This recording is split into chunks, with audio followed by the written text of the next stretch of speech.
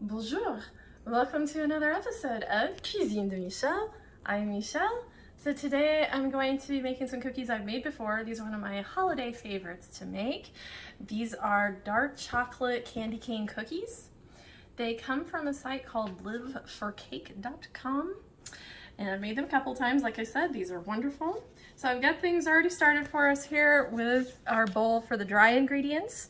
We want 240 grams or 2 cups of all-purpose flour in here. To that, we are going to be sifting in 1/4 cup of dark, as in black, cocoa powder. This is a special ingredient. You may have to go somewhere special to get it. It's not usually available in all grocery stores. So 1/4 cup of dark black cocoa powder. And 1/4 cup of Dutch processed cocoa powder. On top of that, we have 1 teaspoon of baking soda,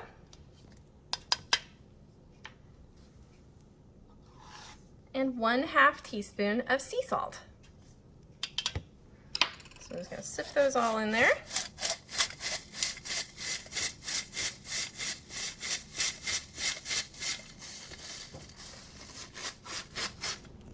Once you've got that in sifted in there, then you're going to want to whisk all of that together.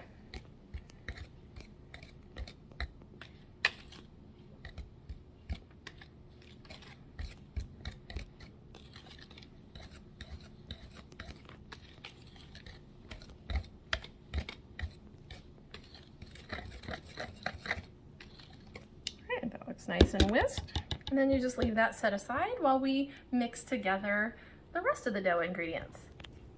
Okay, so over here we have 1 cup, which is obviously 2 sticks, of unsalted butter here in our stand mixer bowl. To that, I'm going to be adding 1/2 cup of regular sugar and 1 cup of packed light brown sugar. Come up. There we go. We're gonna beat that all together until it is nice and light and fluffy.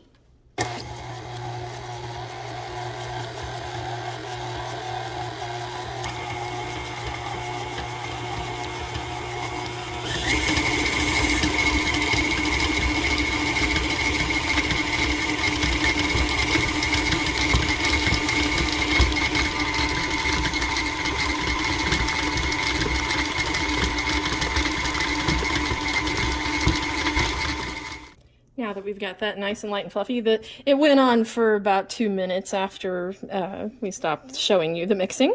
We're going to be adding in 2 large eggs. These are actually at room temperature.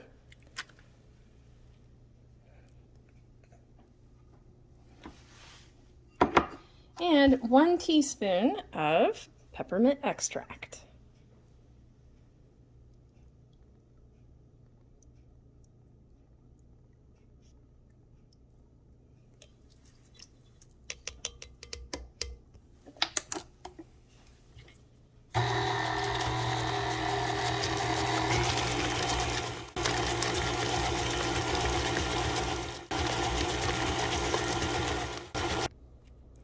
Now that we've got that well combined, we're going to start mixing in our reserved dry mixture. So I'm just going to pour in a little at a time. And mix that on low so it does not go everywhere out of the mixer.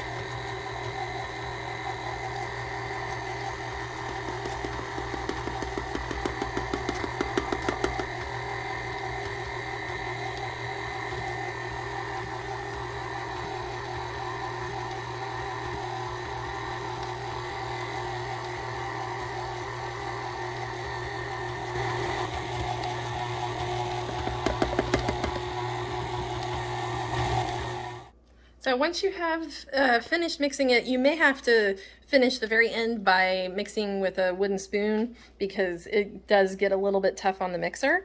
But either way, I transferred it into a smaller bowl because we're going to be putting this in the refrigerator. We're going to refrigerate it for at least 1 hour. You can refrigerate it all the way up to overnight if you would like. And Then once we have that, we're going to be taking it out, and we will want the oven on 350 to proceed with baking. Okay, so this batter has been chilling a couple of hours actually. Like I said, you have to go at least an hour. You can go longer if you want to. And what we're doing now is getting this ready to put into the oven. It's at 350, as I said. And we're using a cookie scoop. This batter's pretty hard, I should say. It's good texture here, so when you go to do these, you're gonna have to kind of dig a little, almost like ice cream. And then make sure that you leave a pretty good amount of space between your cookies, like about a 2-inch gap or so, because these do spread out a pretty good amount. Make sure you're lined with a sheet of parchment, as you can see here as well. Once you have your tray ready to put into the oven, you're going to want to bake that for 10 minutes and then let the cookies rest on the sheet for 5 minutes once you remove them from the oven. Okay, so now that these have finished baking, you can see they don't stand up. They're not really thick cookies.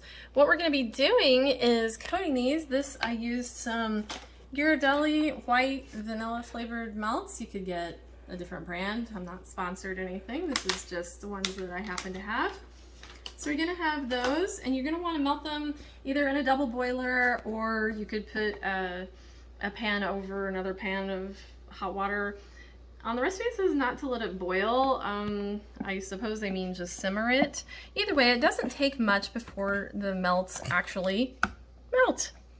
And so once you have that melted, you're going to want to dip your cookie in there like that to coat it, like so.